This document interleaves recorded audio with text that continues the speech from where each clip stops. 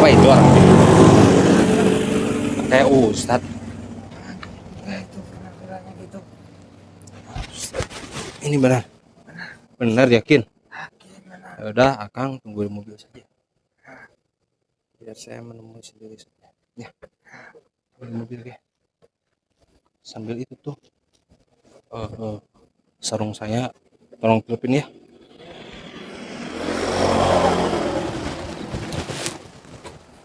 Assalamualaikum. Waalaikumsalam. Sehat ajengan? Alhamdulillah. Biasa pendaknya. Aduh, Gusti. Saya cukup jauh juga tadi perjalanan. Saya kesini diantar sama santrinya.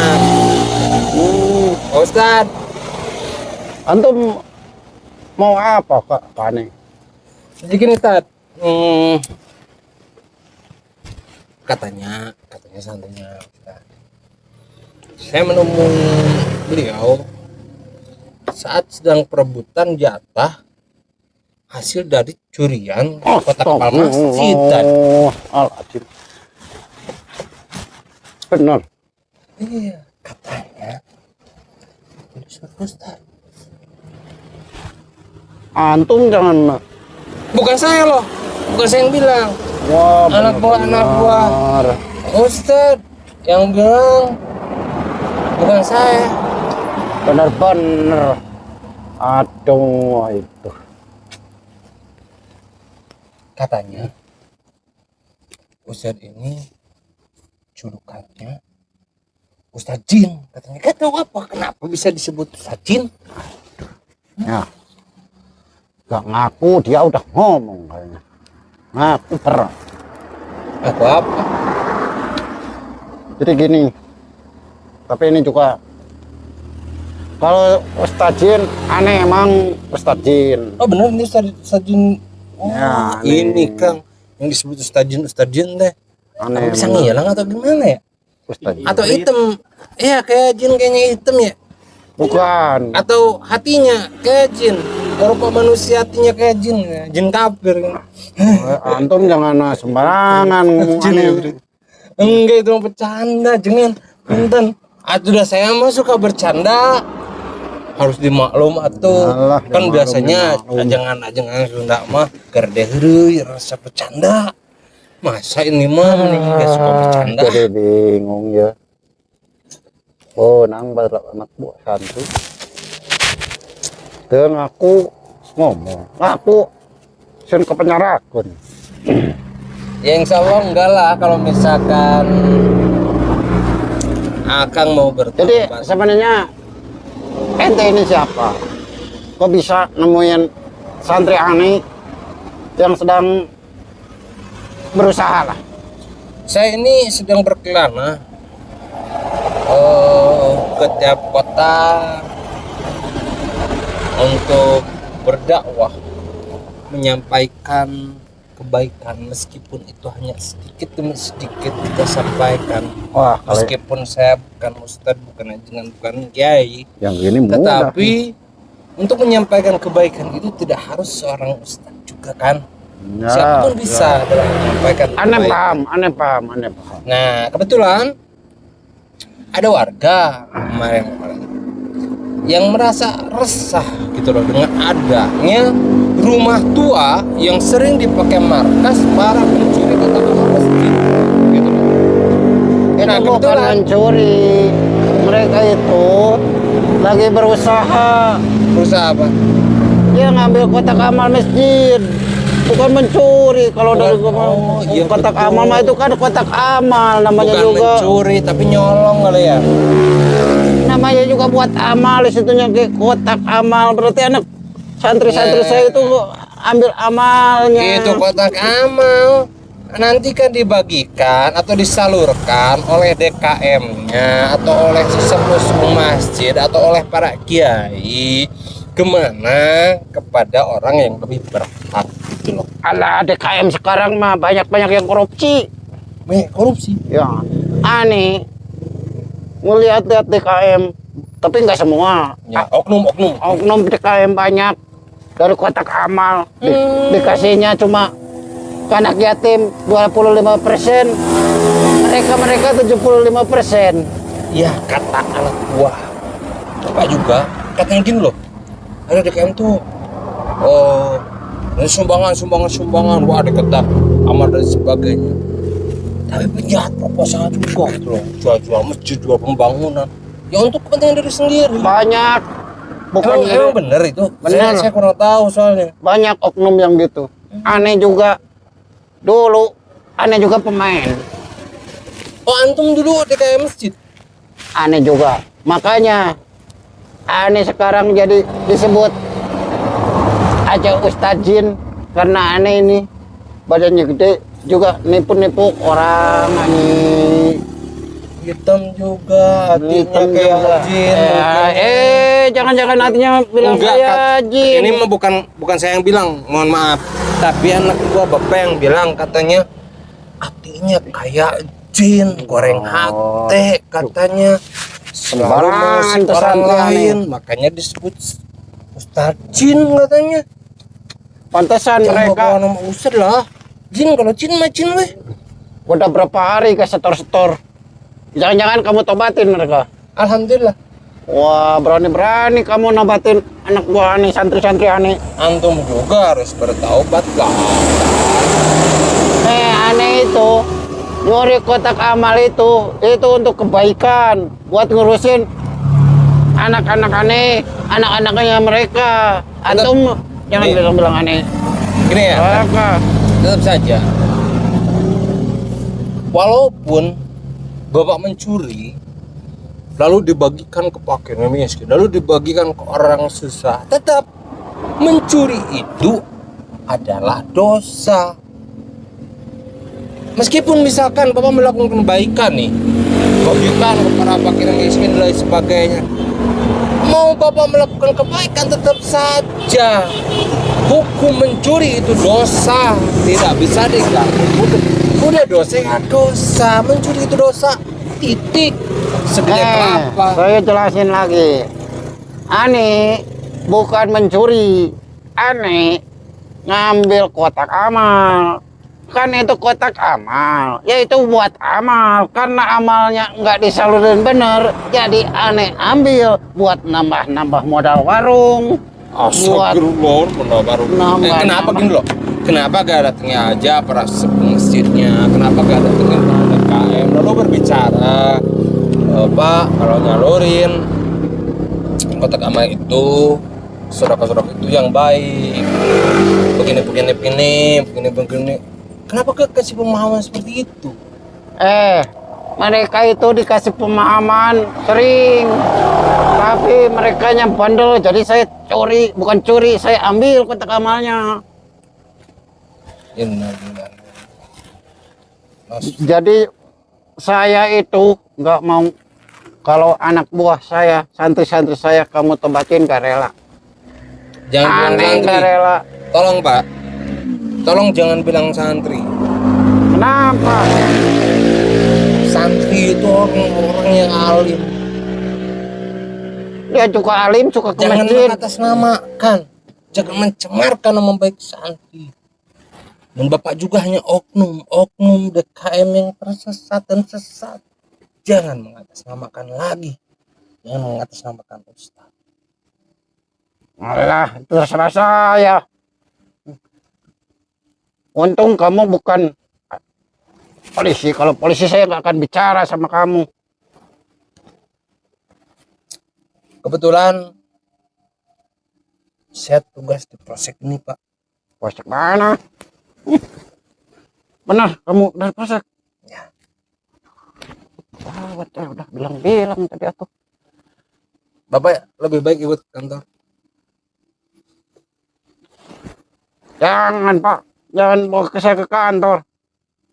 Kalau aneh dibawa ke kantor, aduh, harim-harim aneh gimana? Aduh, harim-harim aneh tuh. Istri-istri aneh. Kalau begitu Bapak harus bertaubat yang sebenar-benarnya bertaubat dan kembalikan hak-hak orang lain yang sudah Bapak curi.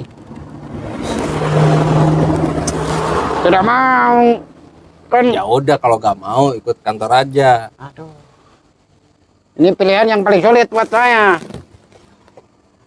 Ke polsek, saya dihukum. Gak ke polsek harus tobat. Kan saya udah tobat selama ini juga. Aneh ini udah tobat.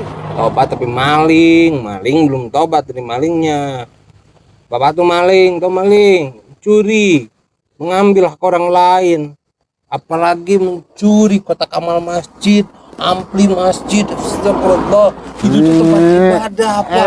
Mungkin Bapak sekarang masih baik-baik saja nih ya. Allah masih beri kesempatan, masih beri Bapak napas, hidup, sehat. Tapi jangan tenang-tenang aja. Saya ini bukan curi, tapi saya itu ngambil kotak amal masjid. 75% buat saya, 25% buat anak buah saya. Kan itu udah adil. Saya 75%. Itu kan kotak amal yang di masjid itu buat kepentingan masjid, buat kemakmuran masjid dan lain sebagainya yang ada sangkut pautnya dengan masjid, dengan keagamaan. Kalau Bapak kan buat warung, ini buat pribadi. Anak-anak buah Bapak buat pada mabok, buat beli anggur. Kalau itu mah mau beli anggur mah apa, pokoknya saya udah kasih bagian mereka. Jadi Ani nggak nyari juga. Kalau Ani nggak usaha gitu, istri-istri Ani, warung Ani, toko Ani mau dari mana? Toko tuh punya toko, punya warung. Ya udah ngewarung aja dan noko aja. Usaha yang bener, yang halal. Jangan ditambahi sampingan nyolong. Astagfirullahaladzim. Gusti lagu. Emang kalau kamu nyuruh saya tobat, apa dosanya? Nyolong gua sama kotak amal masjid, saya kasihin ke yang anak buah saya. Terus Yang namanya mengambil hak orang lain, yang namanya nyolong itu, yaitu dosa. Tidak boleh, titik. Mau nyolongnya nanti dibagikan ke fakir miskin, mau dibagikan ke orang yang kelaparan dan sebagainya, tapi dari hasilnya nyolong itu tetap gak boleh, dosa. Meskipun setelah nyolong itu dipakai buat kebaikan, tapi tetap nyolong mah dosa. Enggak, nyolong itu tetap dosa. Mengambil hak orang lain itu, mencuri itu dosa. Gitu. Bapak kan mantan DKM nih, mantan oknum DKM. Aneh ini Masa gak ngerti bab itu? Aneh kan jadi DKM juga dulu, ngemasuk-masukin proposal. Jadi Aneh diangkat sama warga. Kalau masalah agama, Aneh nggak terlalu paham. Beda. Oh, jadi gara-gara Bapak tuh pinter. Aneh sering bantu, Proposal. ya Aneh sering bantu ke masjid. Padahal orang-orang tidak tahu kalau itu dari kotak amal. Musim caleg, masukin proposal caleg tuh. Iyalah. Kenapa, Pak? Nah, jadi gimana nih? Ya antum harus cobat lah.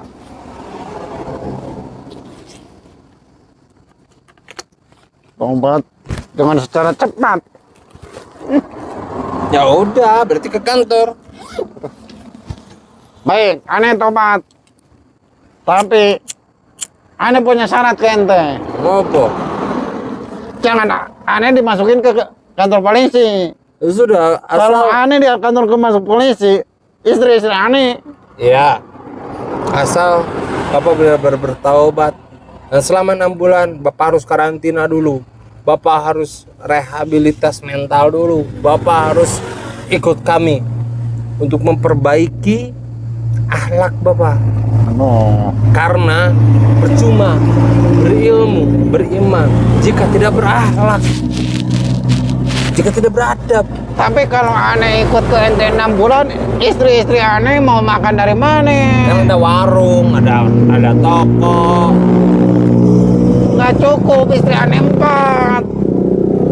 Nggak cukup karena kurang bersyukur. Gini loh Pak, sebetulnya kalau Bapak bisa bertambah, kenapa nih yang berpenghasilan cuma 10.000 per hari bisa cukup dan hidup bahagia.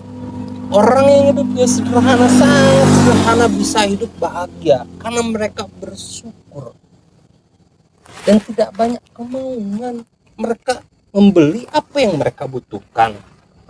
Itu Beda, kalau misalnya Bapak kurang bersyukur, Bapak selalu membeli apa yang diinginkan, bukan apa yang dibutuhkan. Harusnya membelilah apa yang dibutuhkan, dahulukan yang wajib, sampingkan dulu yang sunnah. Kayaknya dengar-dengar ngobrol antum, aneh tersentuh juga sebenarnya. Tapi aneh masih mikir-mikir gimana ini.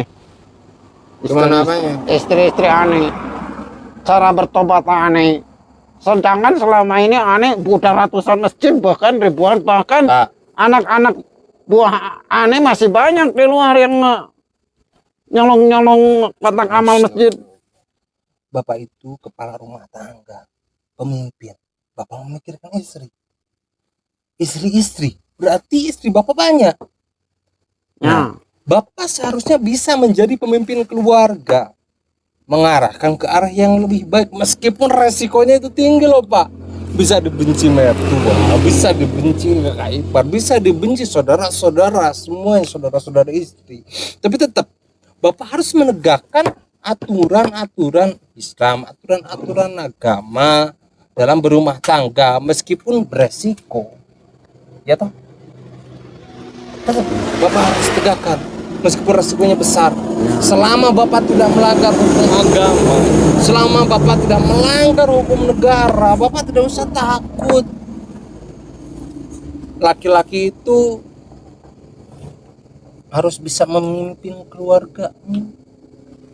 Kalaupun istrinya tidak kuat lalu pergi, gak apa-apa. Mungkin itu bukan jodoh terbaik, dan Allah, insya Allah, Allah mempersiapkan jodoh terbaik buat kita yang lebih segalanya ketika kita bersabar, ikhlas, ya toh, santai saja.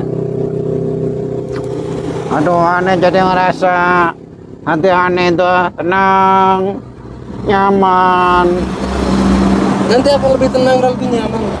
merasa enak.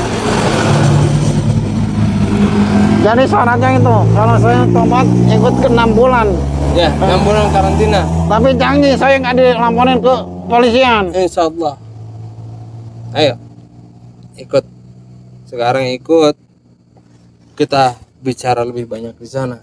Tapi mohon maaf, saya melihat Bapak memiliki keilmuan hitam, keilmuan yang kurang baik yang akan mempengaruhi Bapak dalam bertobat. Apa diizinkan jika saya mencabut ilmu Bapak, ilmu hitam Bapak? Jika yang baik-baiknya saya biarkan. Itu saya masih butuh. Ya udah, kantor aja gimana? Gimana? Ke kantor aja kalau kayak gitu. Ke polisi ya. Jadi syaratnya kalau saya tobat aneh ini harus ilmu-ilmu aneh dicabut. Ya, yang jelek-jeleknya aja, kalau yang bagusnya ya kagak, ilmu hitamnya aja. Tapi nggak ke polsek kan? Enggak. Bukan. Kita belajar bareng-bareng, kita bertaubat bareng-bareng. Ya, Baik. Kalau Iya. itu. pinjam jempolnya. Oh,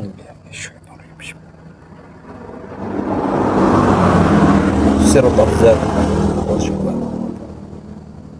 Kafanya yang sud. Anu panas. Panas. Udah nggak apa-apa yuk.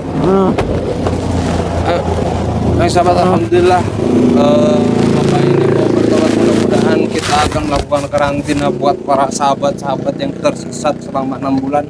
Mudah-mudahan diberikan kelancaran dan mudah-mudahan kita semua selalu dilindungi oleh Allah dan selalu sehat, selamat, rahayu, jag waringkas, dan mudah-mudahan dijauhkan dari fitnah dunia, fitnah dajjal dan sebagainya, fitnah akhirat dan sebagainya. Mudah-mudahan kita semua dijauhkan dari hal-hal yang buruk, dijauhkan dari kejahatan, dan dijauhkan dari orang-orang yang zalim tentunya. Mudah-mudahan orang-orang yang zalim kepada kita diberi ampunan oleh Allah Subhanahu wa taala dan disoleh-solehahkan. Mudah-mudahan digerakkan hatinya agar bisa mencintai sesama manusia, sama makhluk Allah, agar bisa merealisasikan apa yang sudah dipelajari. Dan mudah-mudahan kita semua bisa mempraktekkan Rahman Rahimnya Allah kepada kita semua dan kita kepada sesama manusia. Wallahul muwaffiq ila aqwamit thoriq. Assalamualaikum warahmatullahi wabarakatuh.